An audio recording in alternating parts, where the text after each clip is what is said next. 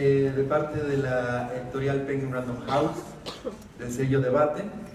Les queremos agradecer su presencia, la presencia del doctor José Narro, secretario de Salud, 2 veces rector de la UNAM.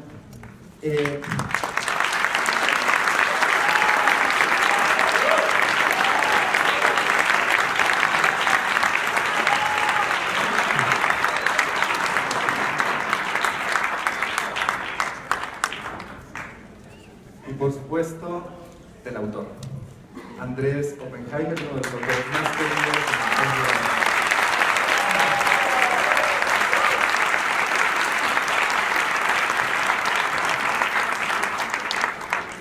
Muchísimas gracias y sin más daremos inicio a la charla sobre este libro, uno de los más interesantes que hemos publicado este año en nuestra casa. Si le parece bien, doctor Narro, podemos comenzar con usted. Muchas gracias. Muchas gracias, buenas noches tengan todas y todos ustedes. Primero déjenme fijar los límites. Me dijeron que tenemos que terminar a más tardar al 20 para las 9. O sea, sí, primero la censura, el autoritarismo. Y nos hemos puesto de acuerdo, Andrés, yo tomaré 30 minutos y los últimos 10 que serán los mejores. Pues. A ver, yo voy a tratar de hacer varias cosas, pero lo primero es, yo quiero agradecer con mucha sinceridad la invitación que Andrés Oppenheimer me formuló. Debo decir que esta es la segunda vez que estoy en la presentación de este libro y que he tenido la fortuna de hacer con Andrés alguna otra presentación previamente. Su libro anterior, Crear o Morir, el mundo que viene, me permitió en la Ciudad de México hacer la presentación. ¿Qué implica eso? Que no entiende Andrés, que insiste, que es perseverante, que es tosudo y que yo le agradezco enormemente a él la generosidad para invitarme. Quiero saludar la presencia de todas y todos ustedes. La verdad es que pensamos que lo íbamos a hacer en familia y anima mucho ver un auditorio completo y con gente a la que uno quiere, aprecia, respeta, a que muchos colegas universitarios, muchos compañeros a quienes yo conozco y les doy las gracias por dedicarnos este tiempo. Vale la pena, y vale la pena por el libro, fundamentalmente. Quiero decir que soy amigo de Andrés. Uno tiene que definir los límites porque uno no necesariamente es, en estos casos, objetivo. Uno aprecia a las personas y yo tengo por Andrés Oppenheimer un afecto muy particular.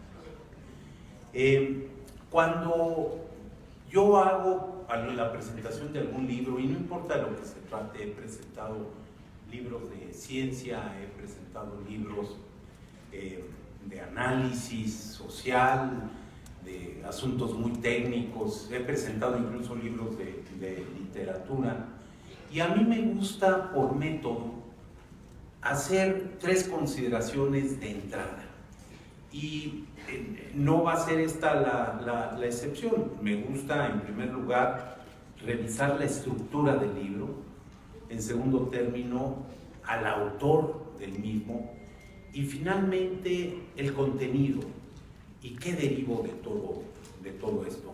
Así es que eso es lo que voy a hacer con algunas notas que necesariamente reiteran parte de lo que dije hace algunas semanas cuando en Ciudad Universitaria, allá en México, se hizo la presentación.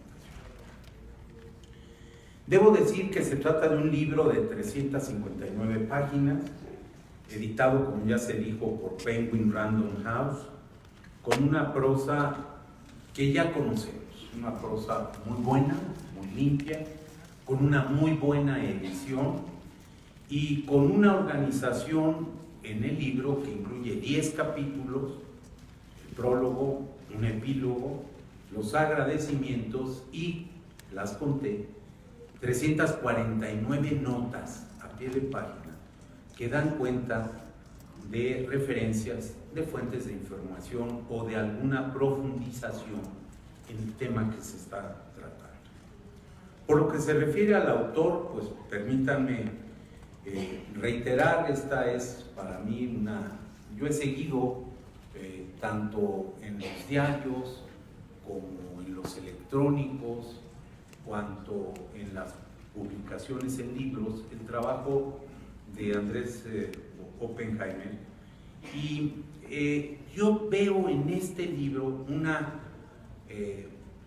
continuación, una profundización del libro anterior, Crear o Morir, El Mundo que Viene, en donde se hizo un análisis, o él hizo un análisis de la dimensión de la revolución tecnológica, de los riesgos que tienen los países, de las estrategias que se pueden seguir para enfrentar esos desafíos, y pues sin duda me parece a mí que es una espléndida continuación de un escenario que está viviendo el mundo y en donde los países de América Latina pues, están evidentemente presentes. Por lo que se refiere a él mismo, es un profesional de la comunicación, un conocedor profundo de las realidades del mundo de hoy, un crítico de los sistemas políticos, un defensor de las libertades y de la democracia, y en lo personal, ya lo dije, un ser humano con el que yo he logrado, a partir de las diferencias, a partir de los desencuentros, construir una amistad que yo le agradezco muchísimo a Andrés, porque él es el que ha ayudado de verdad a esa construcción.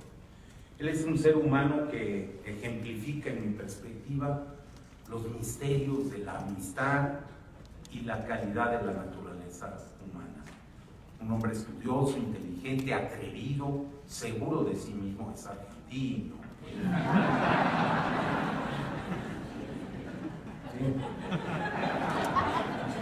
Que en esta obra nos comparte algunos de sus secretos personales. Lo dije y lo reitero. Su amor por Sandra. Aquí está Sandra. Algunos momentos muy fuertes. Que por cierto, fíjense cómo lo diverso enriquece. Andrés es un especialista en el análisis de las colectividades, y en cambio Sandra está en la estructura microscópica. Mientras él ve poblaciones, ella ve mitocondrias. Mientras él ve reacciones en los sistemas, ella ve lo que pasa con seguramente enzimas, hormonas y todo lo que pasa en el cuerpo, en el interior del cuerpo. El autor refleja algunos momentos de su niñez, de su adolescencia, el dolor por la pérdida paterna, su cercanía con su madre y su abuelo, el arranque de su vida profesional y la pasión por el periodismo. Tiene notas autobiográficas estupendas, en mi opinión. El método que sigue es uno que ha venido desarrollando y muy bien, y de manera muy exitosa. El autor se pone a leer, a estudiar, a analizar, y después va e interroga como periodista a profundidad a los expertos, a los conocedores. Y en el caso de este libro lo hizo en muchos países, en muchos sitios, en Miami, en Oxford, en Tokio, en Nueva York, en Israel, en Cesarea, en San Francisco, en Mountain View, en California, y en Seúl. El contenido del libro es una obra que coloca a los desafíos sociales y humanos frente a la tecnología y la automatización, lo que estos fenómenos reflejan y presentan como retos para la sociedad. La lectura de la obra crea conciencia sobre el desempleo que genera la tecnología, que parece que es inminente, que está con nosotros, que está sucediendo, no va a pasar, está pasando, que afectará a la sociedad globalmente y que tiene una serie de ventajas y también una serie de riesgos. La lectura del libro me hizo reflexionar la consideración de Andrés sobre el peligro que los desarrollos que se registran e impactan nuestras vidas puedan llegar a generar algo como una anestesia de nuestra capacidad de asombro. Nos estamos acostumbrando a lo inverosímil, nos estamos acostumbrando a lo que pensamos era ciencia ficción, que ya está con nosotros. Con profunda capacidad reflexiva, él pasa revista al futuro de periodistas, banqueros, abogados, contadores, docentes, aseguradores, médicos, actores, músicos, deportistas, transportistas, trabajadores manufactureros, al igual que al futuro que tendrán restaurantes, supermercados, tiendas en general. Y finalmente yo quisiera hacer 4 consideraciones. La primera, el libro es un libro lleno de información, lleno de opiniones documentadas, inteligentes, lleno de consideraciones profundas y bien centradas. En él se hacen viajes frecuentes al pasado, pero también al porvenir. Se piensa en las sociedades bien desarrolladas e igualmente en los países con poco desarrollo, en los países pobres, que solo cuentan con manos de obra no calificada o con materias primas. De muchas maneras se sostiene un argumento fundamental: cómo hacer compatible la preocupación por los trabajadores con el impulso a la automatización. Él revisa el caso de la renta básica universal, el impuesto a los robots, el impulso a la educación, el fomento a la innovación, como algunos de los mecanismos que sostiene y desarrolla en el libro y que documentan parte de mi afirmación. De acuerdo con esto, entre los países que mejor han asimilado esta realidad de la sociedad contemporánea, se pueden citar a Corea del Sur, Suecia, Singapur, Finlandia o Dinamarca. Él plantea el análisis y la posibilidad de realizar, por ejemplo, transferencias gubernamentales, y recuerda el caso de México con aquel programa denominado originalmente Progresa, con su influencia en Brasil, y yo entendería con el análisis de lo que a lo nuestro le ha faltado, la dimensión de lo laboral y de lo productivo. Me he declarado, yo no es la excepción, como un optimista irredento, y estoy seguro que la humanidad sabrá absorber los efectos de la automatización. Me anima el saber que hay en la vida de los seres humanos algunos momentos que han parecido ponen en peligro lo que había. Y sin embargo, el libro, el impreso, aquí está con nosotros, está presente. La bicicleta sigue con nosotros. El cine, que le han augurado su muerte en muchos momentos, sigue presente con nosotros. Quien no haya visto la película de Queen, tiene que ir a verla, me lo estoy diciendo bien. O las universidades, ¿cuántas veces hemos escuchado que las universidades van a desaparecer? No van a desaparecer. Cumplirá Bolonia 1000 años.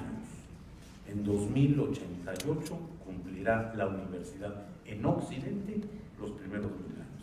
Segundo, en el capítulo final y en el epílogo se analizan los trabajos del futuro y se nos llama a considerar las variantes de las profesiones que hoy conocemos, por ejemplo, en el campo en el que yo me desempeño, trabajadores de la salud, pero también ingenieros, programadores e informáticos, los nuevos policías digitales, los asesores de ventas, cuidadores y programadores de robots, profesores del futuro, profesionales de las energías alternativas, creadores y diseñadores de contenidos comerciales, artistas, deportistas y creadores de entretenimiento, al igual que los consejeros espirituales. Yo agregaría otros perfiles: el de los cuidadores de la cadena de la vida en el planeta, el de los nuevos humanistas y bioeticistas y el de líderes capaces de entender las nuevas realidades, las necesidades y los compromisos por seguir. Tercero, el libro tiene obviamente menciones reiteradas dirigidas a los jóvenes.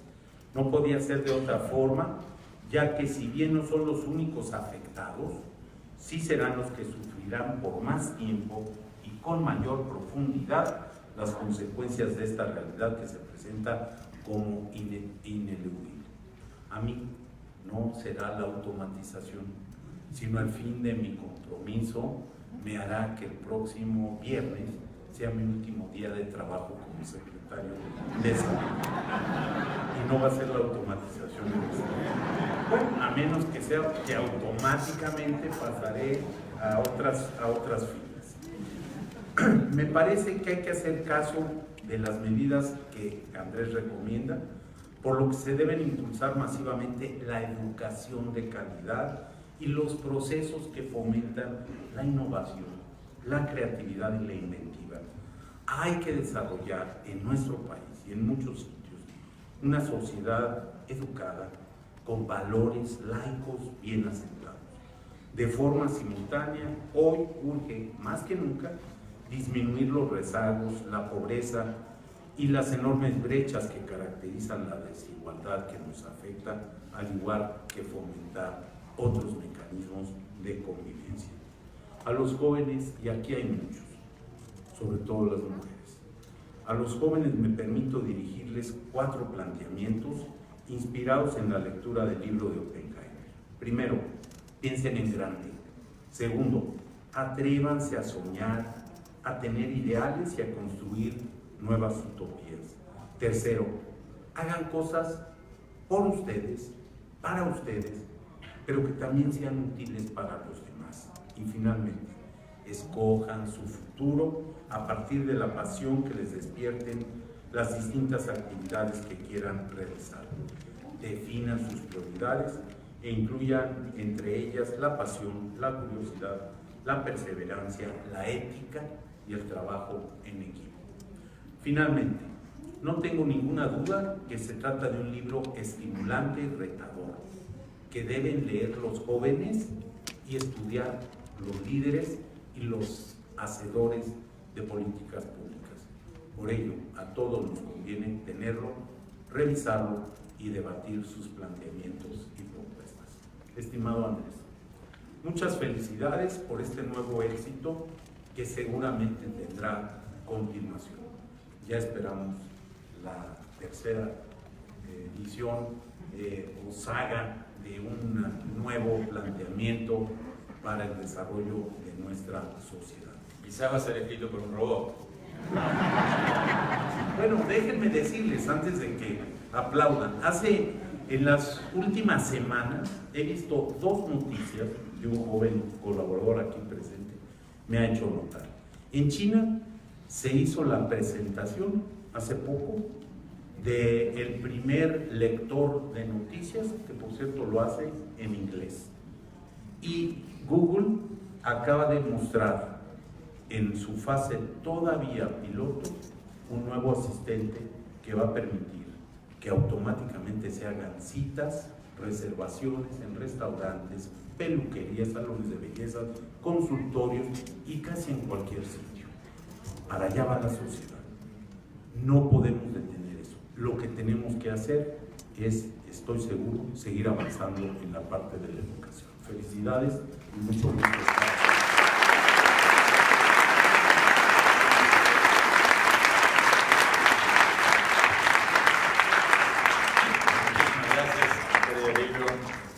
Muchísimas gracias al doctor Narro. Muchos de ustedes probablemente no sepan esto, pero ya que estoy presentando un libro que se llama Sálvese quien pueda, no puedo dejar de comentar que el doctor Narro aquí presente me salvó a mí. En serio, yo hace 10 años tuve un percance de salud feo en Ciudad de México y el doctor Narro, que era rector de la UNAM y es médico, por supuesto, gracias a él, no solo se ocupó de que me llevaran a un hospital de inmediato, sino que me dieran un trato buenísimo, y lo que es más significativo aún, me vino a visitar todas las noches al hospital. Y es un gesto que yo no voy a olvidar nunca en mi vida, porque ni siquiera nos conocíamos muy bien. O sea que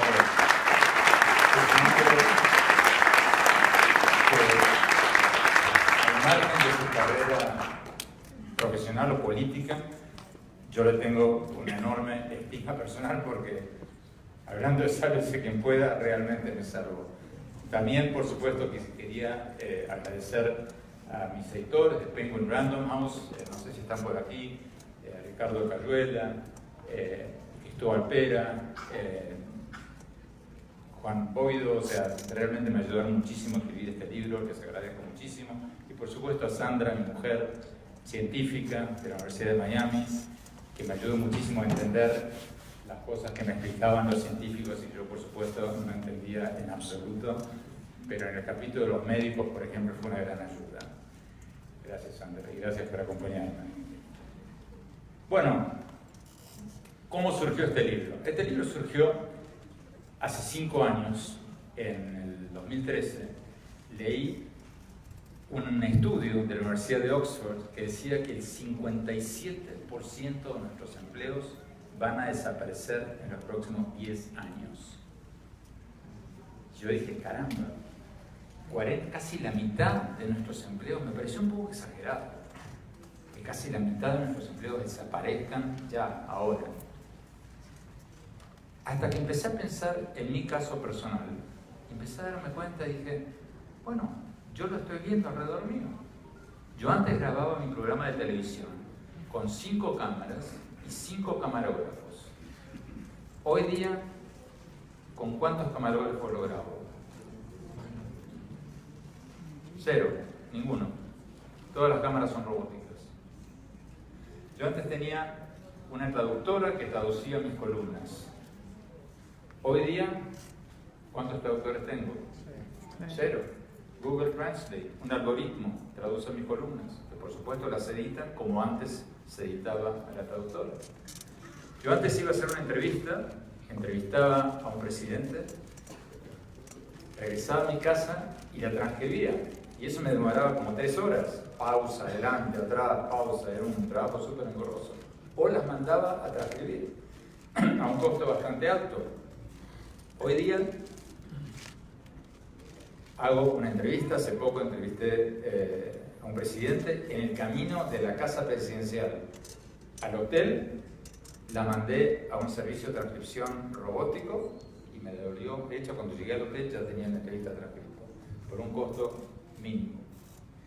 Y después de editado el libro, después de que salió el libro, me pasó una cosa, diría cómica, pero trágica al mismo tiempo. La editorial, acá veo a Nuria, la presidenta de la editorial, y a Javier también, acá los veo, me pidieron que leyeran el prólogo para un audiolibro que sacaron.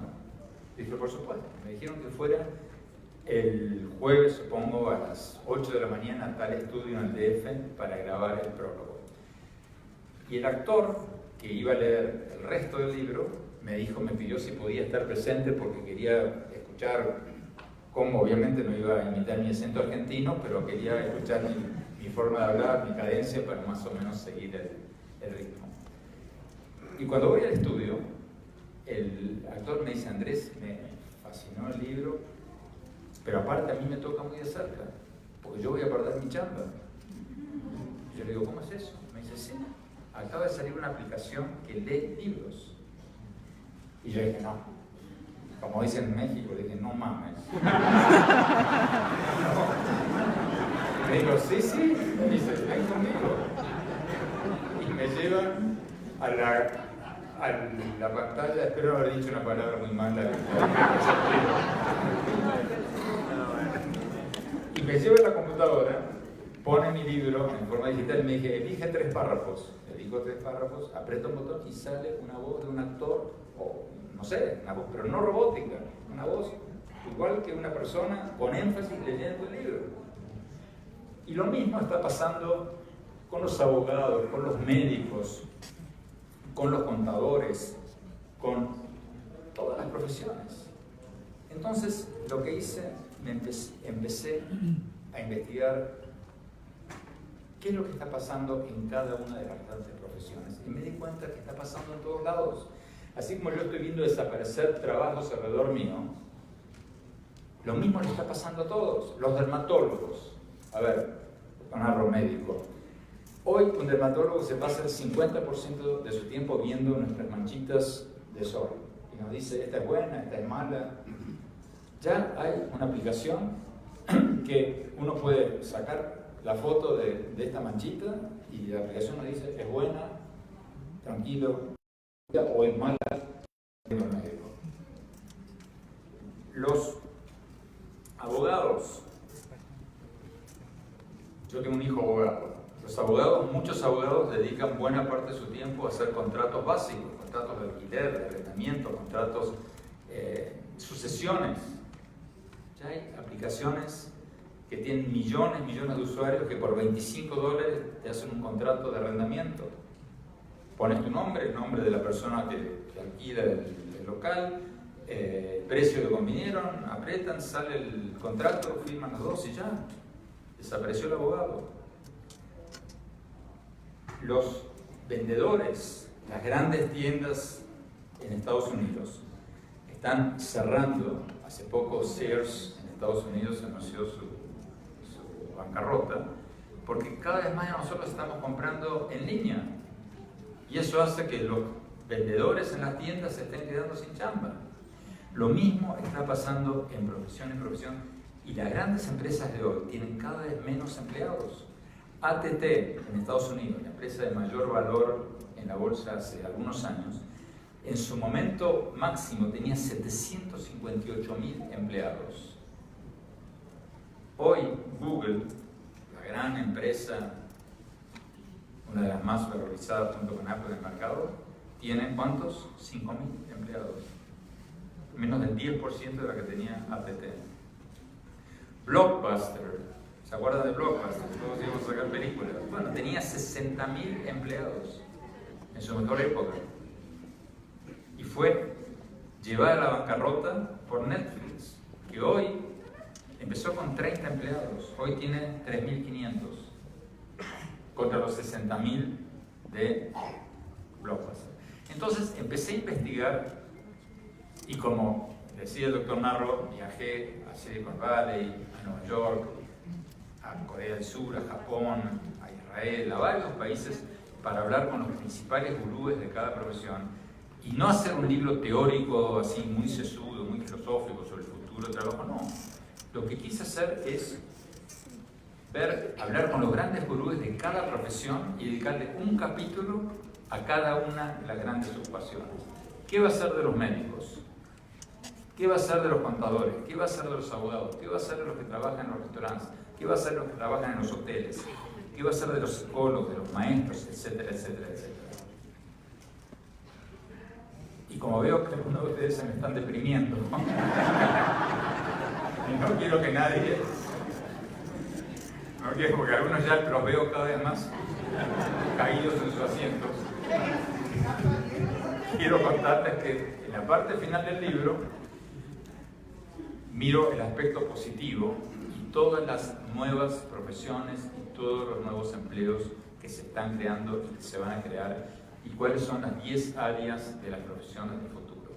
Porque la tecnología siempre ha creado al final del día más empleos de los que ha aniquilado, y en cierta medida eso también va a pasar. Ahora les voy a explicar brevemente un pequeño problemita con eso, pero al final del libro, el libro no es un libro apocalíptico, no es un libro deprimente, porque al final cuento cuáles son todas las nuevas áreas que se van a abrir y que van a presentar muchísimas oportunidades para los jóvenes y para los no tan jóvenes.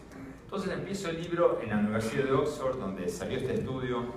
Cuento lo que averiguaron estos economistas que hicieron este estudio, las posibilidades de supervivencia de cada una de las profesiones. Estos economistas hicieron un estudio de 700 profesiones. Entonces dicen cada una qué posibilidades de supervivencia que tiene en los próximos 10-15 años. Algunas de ellas tienen un 1% de posibilidades de sobrevivencia, otras tienen un 90% de posibilidad. Y empecé a viajar con el mundo, como decíamos antes, para ver con mis propios ojos qué es lo que va a pasar en cada una de nuestras ocupaciones. Y algunos de estos viajes fueron muy instructivos, muy interesantes, y otros fueron francamente divertidos, porque fui con Sandra, con mi mujer, por ejemplo, para el capítulo del futuro de todos los que trabajan en restaurantes y hoteles. Fuimos a Japón, fuimos a Tokio, y fuimos al hotel atendido por robots. Y es un hotel que está en las afueras de Tokio, cerca de Disney World de Tokio, y cuando entramos, los conserjes, los 3 conserjes robóticos, eran dinosaurios. Eran dinosaurios robóticos japoneses, porque en ese hotel, en lugar de poner robots parecidos a una persona de carne y hueso, como hicieron con el periodista que lee las noticias, los hicieron robots, los hicieron dinosaurios. Entonces me acerqué al mostrador y el robot dinosaurio me pidió que le diera mi pasaporte. Le di mi pasaporte, me pidió que lo ponga en una maquinita, lo puse en la maquinita. Me pidió que filmara en una tableta, igual que un conserje de carne y hueso.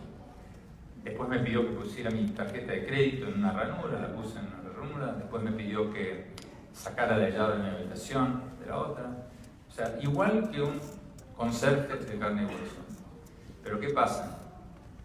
Este robot dinosaurio trabaja 3 turnos seguidos, no se toma vacaciones, no pide aumento de sueldo, no chatea en horas de trabajo, es mucho más barato que un conserje de carne y hueso. Entonces, a la corta o a la larga, vamos a ver conserjes robóticos en todos los hoteles.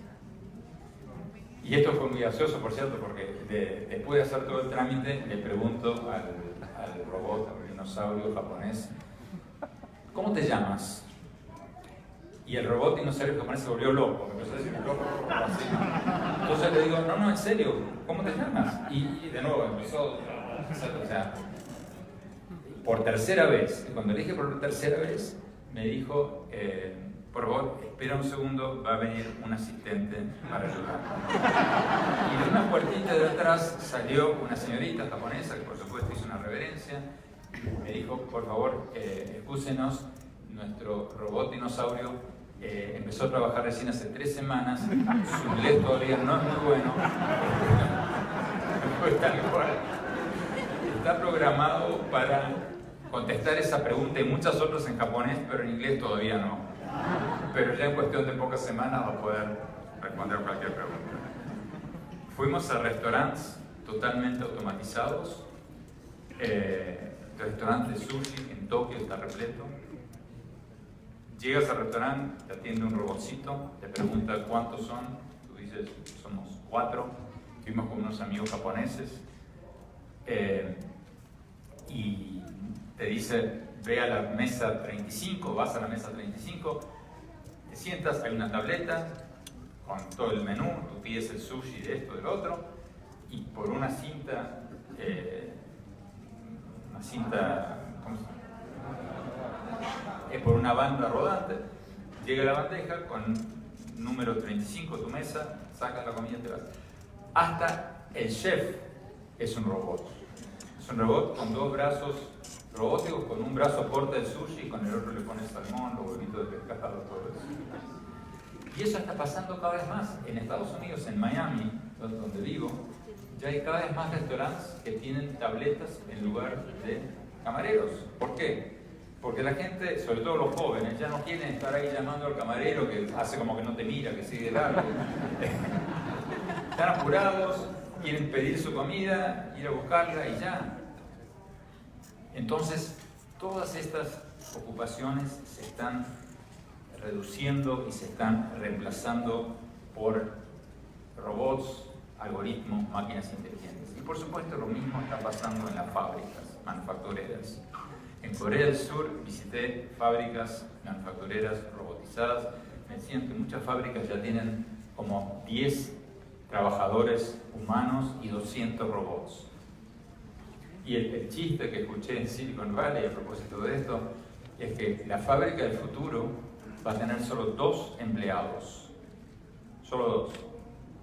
un hombre, una mujer y un perro.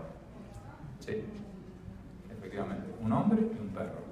El hombre va a estar ahí para darle de comer al perro. Y el perro va a estar para cuidar que el hombre no toque las máquinas. Esa es la fábrica del futuro. Entonces, esto que estoy contando, muchos de ustedes deben estar pensando, bueno, Andrés, esta historia ya la escuché 1000 veces, hace años nos vienen diciendo que los robots nos van a reemplazar. Desde los Jetsons, ¿se acuerdan de los supersónicos? O sea, ya nos decían y no pasó. ¿Por qué estás tan seguro que ahora va a pasar? Bueno, el motivo es muy sencillo. Las tecnologías tienen un periodo así, liso, y de repente se disparan. El teléfono celular existe desde hace como décadas, pero el iPhone y todo lo que está alrededor del iPhone se disparó recién en el 2007. El auto que se maneja solo, la tecnología existe desde hace décadas, pero se va a disparar ya en 1 o 2 años, así, de un día al otro. Y lo que está pasando ahora con los robots es que los robots son cada día más baratos y más inteligentes. Hace apenas 8 años, en China, un robot industrial costaba el equivalente a 5.3 años del salario y las prestaciones de un trabajador. Hoy ya vale el equivalente a 1 año. Y en 2 años va a valer el equivalente a 6 meses o 3 meses. Y como decíamos antes, ese robot trabaja 3 turnos seguidos, no pide aumento de sueldo, no queda embarazado, etcétera, etcétera. No compra carros. Entonces, esto es una tendencia imparable. Son cada día más baratos y cada día más inteligentes. ¿Por qué? Porque hace 5 o 10 años, ni hablar de hace 20, cada robot era una máquina individual que tú programabas y te hacía un trabajo, ¿no? Te atornillaba el tornillo en la fábrica automotriz 10.000 veces por día. Pero hoy, ese robot está conectado por la nube a este otro robot, a este otro, a este otro y a este otro. Y todos aprenden de sus errores y de sus aciertos. Entonces los robots son cada día más inteligentes y cada día más baratos, y eso va a ser un fenómeno imparable. Cuando yo empecé la investigación pensé que esto iba a ser solo así en Estados Unidos, en Alemania, en los países ricos. Y para mi sorpresa, estos mismos economistas de la Universidad de Oxford y después los expertos que entrevisté en el Banco Mundial me dijeron que no, que los países emergentes como México, como China, esto les va a pegar mucho más fuerte que a los países ricos, porque tienen más fábricas manufactureras que son los que los robots van a reemplazar muchísimo más rápido. Entonces, para ir cerrando, ¿qué podemos aprender de todo esto? ¿Qué tenemos que hacer nosotros como personas y como países? Bueno, la respuesta no es trágica, como decía antes, no es apocalíptica, porque yo personalmente, después de entrevistar a todos estos gurúes, concluí que no es que nuestras profesiones van a desaparecer enteras, van a desaparecer grandes partes de cada una de nuestras profesiones.